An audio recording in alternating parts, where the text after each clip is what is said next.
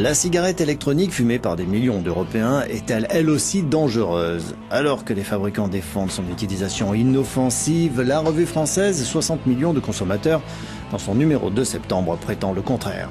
Les cigarettes électroniques peuvent émettre des composés potentiellement cancérigènes, écrit la revue, qui a testé une dizaine de modèles jetables ou rechargeables.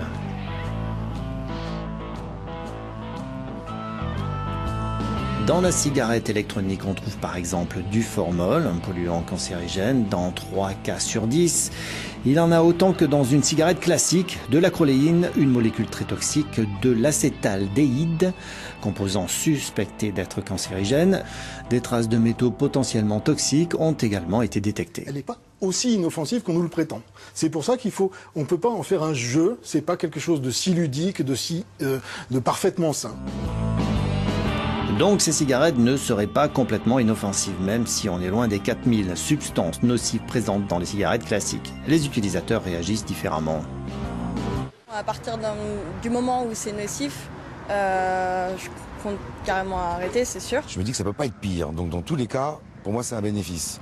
Maintenant, après que ça soit un petit peu cancérigène, à la limite c'est pas grave, l'autre c'est carrément cancérigène.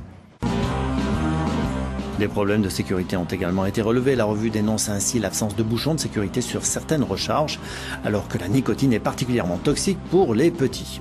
La revue affirme en outre avoir décelé des molécules cancérigènes en quantité significative dans les vapeurs d'e-cigarettes qui, selon elle, n'avaient jamais été mises en évidence jusque-là.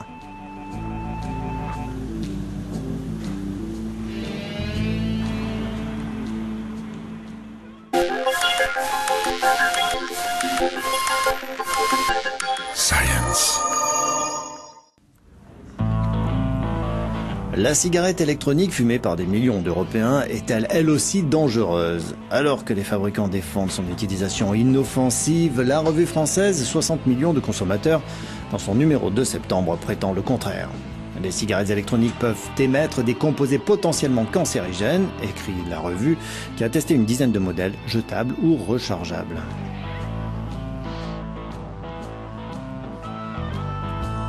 Dans la cigarette électronique, on trouve par exemple du formol, un polluant cancérigène, dans 3 cas sur 10. Il en a autant que dans une cigarette classique, de l'acroléine, une molécule très toxique, de l'acétaldéhyde, composant suspecté d'être cancérigène. Des traces de métaux potentiellement toxiques ont également été détectées. Elle n'est pas aussi inoffensive qu'on nous le prétend. C'est pour ça on ne peut pas en faire un jeu, c'est pas quelque chose de si ludique, de parfaitement sain. Donc ces cigarettes ne seraient pas complètement inoffensives, même si on est loin des 4000 substances nocives présentes dans les cigarettes classiques. Les utilisateurs réagissent différemment. À partir du moment où c'est nocif, je compte carrément arrêter, c'est sûr. Je me dis que ça peut pas être pire, donc dans tous les cas, pour moi c'est un bénéfice.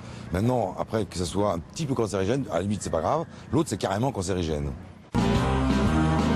Des problèmes de sécurité ont également été relevés. La revue dénonce ainsi l'absence de bouchons de sécurité sur certaines recharges, alors que la nicotine est particulièrement toxique pour les petits. La revue affirme en outre avoir décelé des molécules cancérigènes en quantité significative dans les vapeurs d'e-cigarettes qui, selon elle, n'avaient jamais été mises en évidence jusque-là.